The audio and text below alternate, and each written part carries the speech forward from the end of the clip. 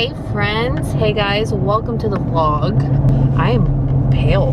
We are heading to the beach ramp to go get our beach pass for the summertime, which is exciting. It's always a fun, exciting, monumental moment before summer starts. We have been on the big time struggle bus with teething with Everett. So if I don't seem super lively, that's why. He was up all night for like 4 hours straight. That's kind of thrown a wrench in like doing anything but surviving. I feel like if you're a parent, you already know what I'm talking about. Sometimes survival is just all you're capable of doing. It took a lot of persuasion to get you moving. Did it though? This morning. I feel like you gave me just a look. And I was like, all right. Well, I'm trying to do everything I can to tire him out. Poor kid. That's all it usually takes is just a look. Speaking of that, I went over on my Instagram, which you guys are not on our Instagrams. I'll tag both of our Instagrams here. You want No Skinny Jeans? Sure. Okay. You can go follow John on Instagram. I almost called you Ev, and me. And I did like a Ask Us Juicy, or Ask Me basically, but John's here, so he'll be a part of it. Ask some juicy questions, not necessarily juicy as in sexual, but just like some hard-hitting questions, and you guys, as always, deliver. So we're gonna answer those throughout this video today, and I know for a fact there's a topic that we have tried to discuss a couple times. Not a topic, but like, you know, there's questions that we've tried to discuss a couple times over the last few months that we just haven't been able to get through, which I think we are able to get through now. And yeah, but let's take Eb to the beach. It's the first time he's ever been to the beach walking, and it's very overcast, of course. Have you and John ever had a rough patch that made you want to call it quits? Yeah, recently, actually. Yeah. I think it was like the first time we've ever had a rough patch where it was even thought about or considered to call it quits. Right. Right? Yeah. Because we've never, I mean, in the heat of the moment, you say things and you're like, oh, I don't want to be with you. But like, we've never really meant it. I think we just recently went through a rough patch where we were like, do we want to be together? Yeah. So recently, yes, we have recently had a rough patch like that. Yeah, that's probably why it's been a little quiet on social media, and like, just, it was hard to film because we were going through some stuff. Nothing like life-altering or bad, or like nothing happened, I would say, to make it like that. Yeah. It just happened to be a point in time where we were not in our best state of mind or relationship. Definitely. Hello. Stopped filming yesterday, so we're gonna answer more questions. Oh, it's bright. Ev also needs breakfast, so first up on the agenda is breakfast. Get ready, go to chiropractor. Wow, what an exhilarating day. These are the muffins I get for Ev, and he really likes them. Just if your kiddos, you know, you wanna try something fun, these are a hit. Oh Lord. Well, he got him. Hey, what did you do? Did you get the Easter eggs? You're very proud of yourself. What'd you get? What did you get? Can I see it? Oh. Yeah, and look at that, that's nice. Be proud. Yeah, okay. Kids, you know, let's answer a question. So, yesterday in the truck, I think the last question we answered was like, had John and I gone through like a super hard, weird time? And we were like, yeah, recently. We talked about divorce, and then we just like left it at that. We're obviously fine. Are we fine, honey? Holy shit, I don't know. Really, John? Are we fine, honey? Are we fine, honey? We're fine. I think I was having like an epiphany in the car this morning while I was taking the kids to school. We were in survival mode for like 10 years. So when you get out of survival mode and you kind of just have to figure out like what you want in life, and I don't know, both of us were like, had one of those moments where we just had to like reevaluate, like, do we want to do this together for another 10 years? And the answer is no. Just kidding. Kind of. We're joking. Sort of. We're kidding. Everybody goes through hard times. Everybody. And if you haven't, congratulations. I love that so much for you. But we're... Hey, you spoiled little shits. Yeah. Rub it in. But we're fine. It was a weird couple months. I think we're just trying to figure out our own ways in life and stuff like that. You alright, bud? But yeah, we did talk about divorce. And that's like, I would say divorce never really got brought up the way that it got brought up in the last couple of months. But we're definitely, neither of us want to do the paperwork, you know what I mean? So we figured it out. It's not funny, but it's funny.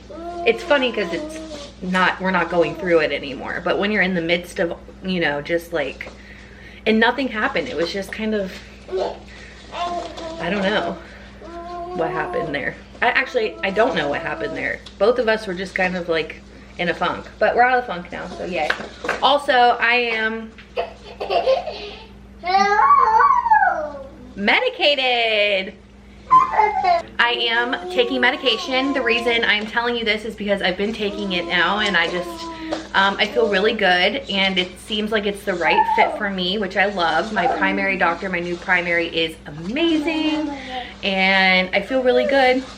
My health anxiety is significantly better than it's ever been, probably because I actually am medicated and staying medicated. And I didn't want to like make a big post about it because I've done that several times when I just first started taking something.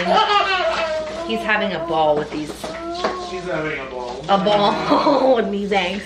I'm on a really, really low dose of SSRI, and the serotonin is just flowing, and it feels really good. So there's no shame in taking medication if you need it. There's no shame in the medicine. There's no shame in the medicine game. I needed it for my health anxiety. It was just getting out of control, and I feel significantly better. Cheers. Let's answer another question. I was just listening to that Madonna song, and he sounds like it. Come to me, your heart. What song is that?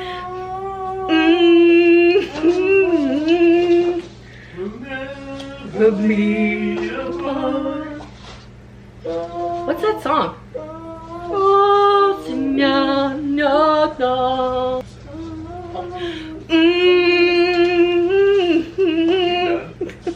Oh, my mom asked a question. How can Pop and I be better grandparents? Babysit your grandkids. Take the damn kids.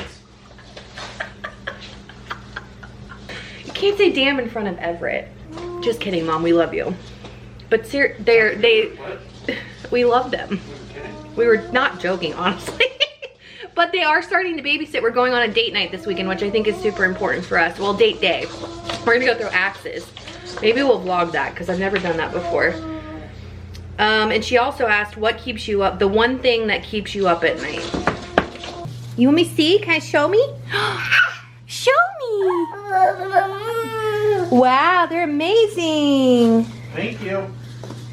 Can I have them? Thank you. The fact that we have such a small family and not a lot of people who could take over if John and I both died at the same time. You want breakfast? We don't have a big family. We actually have the smallest family ever. Probably not, but close to it, honestly. John and I are both only children. And we have like 4 adults in our lives. And no offense, I love them all, but they're all old. So hopefully, well, they are, but like hopefully we outlive them, you know what I mean? Like we don't have any like siblings who would take on the role of raising our children. So, you know, we don't have respite, like we don't have anybody. We have people, we have friends and stuff. Like my best friend would raise my kids. I know for 1000% sure she would raise my kids, but like she's got 2 of her own, you know what I mean? So let's just hope we don't croak. So as far as setting her up, that's why we have wills and trusts and faith up there that by the time that happens, everything will be settled. Fingers crossed, you know? I always feel bad that we're not like more set up for the kids to like be fine if something were to happen to us, but I've got faith. That's what was freaking me. I was like, oh, I need to do this, this, and this. But we do have things set up. Like if we were to pass on, we have appointed people to take care of our kids. We just hope that they're alive if something were to happen to us. Okay. So that's what kept me up last night, Mom. How you feeling? What kept her up last night? Let me know down in the comments section. Let's make this fun. I hope, honestly, that's probably not a fun idea. That's terrible. Don't tell me what kept you up last night. Let's turn this around. Let's make a positive question, yeah? Positivity. We're not really getting a lot of positivity in these questions. What is your absolute most embarrassing story? I don't get embarrassed easily, so I really don't know. One of my favorites was you falling out of the car at Disney. I fell out of the car at Disney? Yeah. Oh, that's my most embarrassing story. Thanks for bringing that up. Oh my God, I forgot about that. The line was full. It was like a half-hour wait to get on the ride. We did the cars at Disney. What are they called? The speedway thing where you drive the little go-karts. And I was already panicked because I'm a big girl and I'm trying to get in this little car, which I got in. Everything buckles, we're driving around, and I'm like, I already was planning my escape to get out of this vehicle in the quick fashion so that I look like a skinny legend when I get out and nobody will notice. I get out and I go to the wrong side, right? I got out on the wrong side. You got out on the wrong side to start, yeah. Yeah, and then I fell on my ass. Oh, sorry. I fell on my butt, and I just not only fell, but it was like where everybody's like on the bleachers looking at you or in the line, and the whole line goes, ooh. That's the one that'll keep you up at night. So Ev and I just got back. Well, we didn't just get back. We actually got back like a couple of hours ago from the chiropractor, and I have made it a point at least once or twice a week to put clothes on and wear jewelry. It makes me feel pretty. I'm feeling pretty good about it. These hoops make me feel sassy, and I don't know how long the last Ev hasn't pulled on them yet, but it's only a matter of time. Anywho, let's answer another question. That's better lighting. I should move over. Somebody asked what I'm doing for my postpartum hair regrowth, because that's been like a whole saga. If you are like new here, all of my hair broke off during postpartum, so I was wearing headbands for a while. And if you've noticed, I haven't worn headbands as much lately because I have something to share with you. I actually shared it in a video probably like 4 to 6 weeks ago that I was gonna try it, and it's called Divi. And I've been trying it faithfully every single day for 6 weeks because I wanted to make sure that I liked it. I think it's been 5 weeks actually. I use it every single day. I'm gonna show you what it is. Divi is a scalp serum. All of your hair goodness comes from your scalp.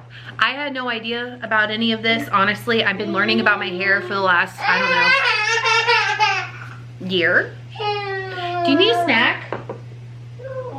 No. I've been learning about my hair for the last year, and your scalp is the most important thing when it comes to hair growth. So if you can see, I have all of this new hair growth. Like, it's so good. I know that's not really selling my case right now, but I can put my hair back now. My hair has grown significantly. I've gotten my hairline back. I'm not even kidding you guys. Amazing. So what I really love about this is it goes onto your scalp. I do it like this because actually a girl on Instagram told me how to do it more efficiently. And you just put it places where you want to like aid in hair thinning and just get all of the excess gunk off of your scalp. Built up dry shampoo, built up shampoo in general, built up gunk on your scalp is just no good. It aids in hair thinning, which is obvious, and like one of the top reasons that I use it. You just use it wherever you feel like you need it. I use it all over my scalp. I have really bad psoriasis along my scalp and on my like crown area. I use it all over my scalp every single day. It nourishes and hydrates and all of those really good things. It's got very clean ingredients, and you can apply it to dry hair and it doesn't leave your hair greasy, and it doesn't look like you put something wet in your hair, which is really cool. So you can put it in your 3-day-old hair no issues. You can put it in your towel dry hair. I use it every single day and I absolutely love it. It's all clean ingredients. It smells so good. It's a really good refresh for me. And it's like got a kind of a cooling effect too. It doesn't burn or anything, but it's nice and cooling. It just feels really, really good. And my hair is growing. Like all of this is hair growth. It's annoying because I have to like clip it up, but look at all of my hair. This is all like new regrowth. Like all of this is from growing. Oh my gosh. I love that so much for me. I'm not even kidding. I have always like been a little self-conscious like right here, especially when my psoriasis is really, wow, I said that really great.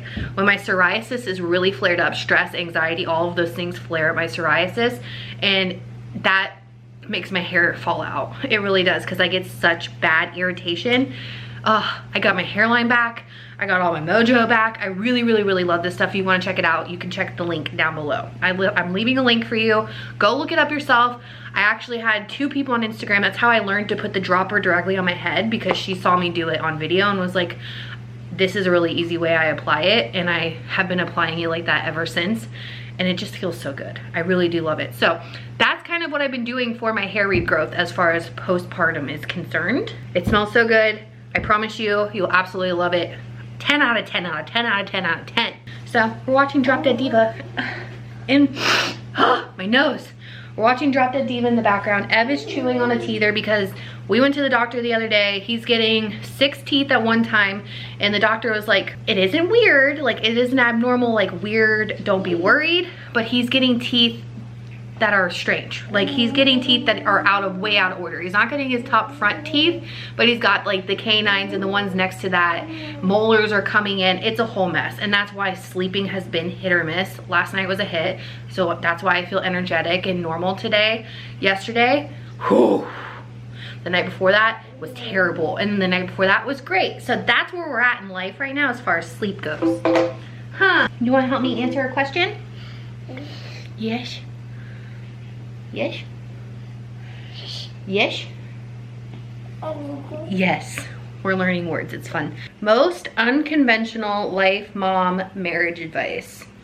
Unconventional. I don't know if I have unconventional advice, but my biggest piece of marriage advice, and I've said this before, is to figure out your partner's love language, acts of service, physical touch, words of affirmation, gifts, whatever that may be, and love them in that way. Even if it's not the way that you like to receive love. For example, John's way, look at all this hair. John's way, or John's love language is physical touch. A lot of men's love language is physical touch. Men, right? Mine is acts of service. I make a point now as almost a 32-year-old woman. I used to like be very resentful. And these are things that we've worked out in therapy and counseling and over the last few months, even while we were going through like our, I guess, 7-year itch at 10 years. It's very important to him to feel physically loved from me, whether that's or just walking by and touching his back or giving him a kiss or holding his hand or whatever that is. So I make a big point to do that for him, and I in return get what I need from him, if that makes sense. So us loving each other in the way that we need to be loved really does benefit us. And you kind of sometimes just have to suck up your pride and be like, well, he didn't do this or he didn't help me with this, I'm not gonna whatever. And that's a great way to really not get anywhere or progress in your relationship. John and I have been together 10 years. We've been married 8 years, and we were like in survival mode for the longest time and just trying to make it. And now that we have, I don't say we made it, but we're comfortable and we're able to just not worry about how we're gonna buy groceries or diapers or any of those things. There's always something, you know what I mean? So we've had to kind of learn how to make sure that we're doing what we need for each other. And yeah, so my best unconventionally, I would say have sex with your husband. I I know, that's a weird, you don't have to, obviously, but I feel like that intimacy is very important in marriage. It has been in my marriage. Sorry, Mom. I don't even my mom care. My mom's a married woman. I feel like we're all grown women here, and I have kids, and that would be my unconventional advice. I know you don't have to have a happy, loving marriage. You definitely don't have to, but that would be my advice. Pop, lock, and drop it. Throw it back, you know? Unconventional. You wanted it. That's what I have to say.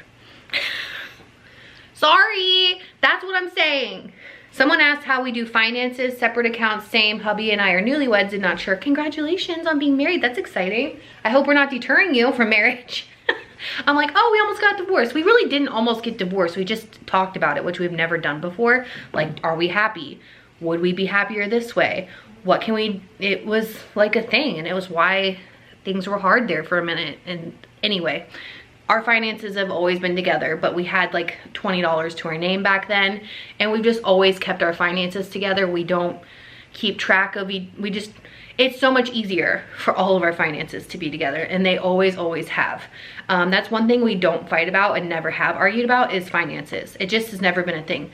John is I don't like to use the word cheap because I heard that's a bad word. Frugal. John is frugal. I am the opposite, complete opposite of frugal. We balance each other out well. He'll tell me to chill, and I'm like, hey, but we should do this. It would be a good time. We're really good on that. I would say that's a totally a decision that is up to you, and yeah, don't let anyone sway you one way or the other. I feel like it works. It doesn't, I don't think it matters, but if you feel more comfortable having separate accounts, I say go for it. Congratulations on being married though. Being married is pretty cool. Sometimes, not all the time, but sometimes it's pretty cool. Me again. I'm folding some laundry, and I figured I'd answer a couple questions to close this out. How we feeling? How we feeling? How many boyfriends did you have before John? We don't have enough, I didn't have a lot of boyfriends. we don't have enough fingers and toes for all that. I would say 5.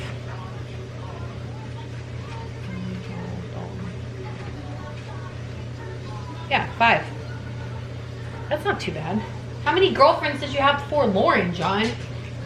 Well, John's a long-term relationship guy. 3? Yeah, 3, like 1 7-year, 1 5-year. Like, John's a long-term relationship guy. So who knows what number I am in his line of things. I am chunky and have a hard time being comfortable for adult time with my husband. Do you have thoughts or tips for feeling sexy? My hubs is all about me, but I have, oh, where'd it go? But you have what? A hard time still. That's a really good question. Turn the lights off. Turn the lights off. I know, isn't that terrible? That's what I was gonna say. Everett, the jabber balls are universal, everybody. If it's not one, it's the other. Some tips.